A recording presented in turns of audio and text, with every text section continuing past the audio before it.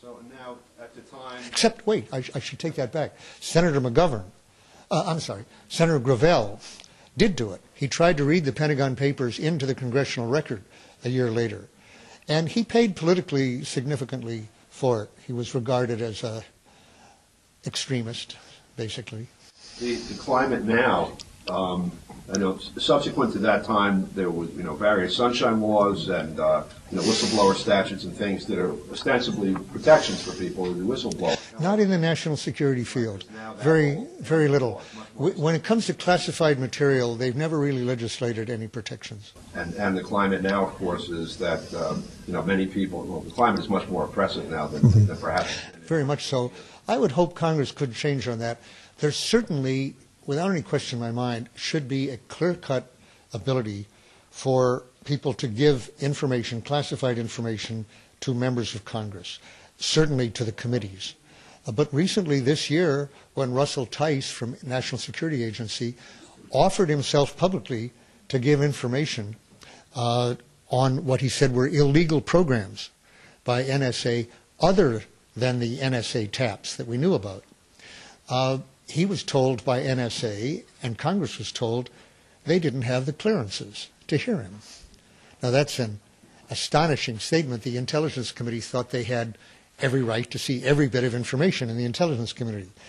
The administration said no, and no one was willing to take them on, really, on a constitutional issue like that. Obviously, you can't have oversight if they're going to claim a clearance problem that you can't even tell the Intelligence Committee. So that ought to change. Who do you expect will be the head of the Senate Intelligence Committee? Well, the Senate, probably, I don't really know. Jay Rockefeller is the ranking minority member up till now. It might be him. I haven't heard anything against that. We know that Nancy Pelosi is trying to move Jane Harman from the House Intelligence Committee chairmanship. Jane Harman has been very deferential to the military in general. She comes from a very military subsidized district. And Nancy Pelosi has wanted her out of there for some time, and I hope that will happen. And again, the climate that existed before with McGovern, for example, do you think it's possible that that same fear of not being, the Democrats are now back in power? They'll be just as timid as before. See, one thing that they all suffer from is they can't be prosecuted for anything they say on the floor of the Senate or the House under the Constitution. Their offices are no longer sacrosanct, as we've just seen from one guy they raided. But and that could have happened in my case. But on the floor, they can't be questioned. However, they can be cut off from classified information on the grounds that we can't trust you with it. And that would mean they couldn't get on crucial committees. They would lose face in Congress and with their constituents. So the mere threat of cutting them off from this being lied to in secret, which is losing their clearance, means they don't get disinformation that's top secret anymore, as happened in 2002. They were lied into the war. And they want to be able to do that, to be able to say, we made this rotten decision because we were lied to.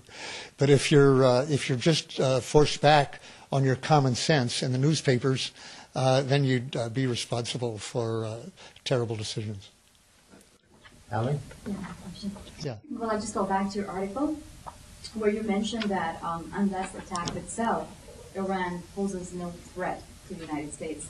And I just wanted to know what your views are about the Iranian president, Ahmadinejad, and his policies. Oh, yeah. Do you believe that he is a madman, like Time magazine just very recently described him? Well, first, I don't know. I try to read about this and to make myself informed. Obviously, I'm no expert on that area, nor, of course, are most of the people commenting, but I try to form my own judgment. The best opinions I've heard are that Ahmadinejad is not correctly described as a madman in any clinical sense, that he's a populist, something of a demagogue, and certainly a believer in Islamic fundamentalism. So believes in theocracy, essentially. Now, the second point, so he's not a Democrat at heart. The second point, though, that people who do know the situation say unanimously is that he has very little power, that what he thinks about their nuclear energy program, for example, has very little more to do with that program than the man or woman in the street. The supreme authority, the Ayatollahs, totally control that, and through their Revolutionary Guard, totally control the nuclear energy program or weapons program if it comes to that. And so his opinion is not crucial there. And the Ayatollah, they're actually, for what it's worth, far from talking the way Ahmadinejad does, has issued a fatwa, an edict, that nuclear weapons are un-Islamic, which is plausible, by the way.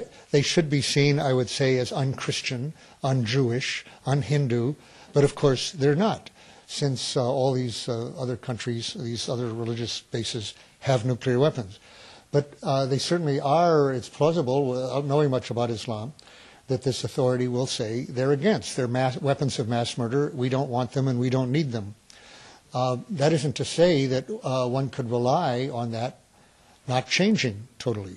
Still, that is the word from the person who is in charge, and it's better than his saying we do have to have them, or that we have a right to them, which he could make a case for too, but in political terms. But rather than say that, he said the opposite.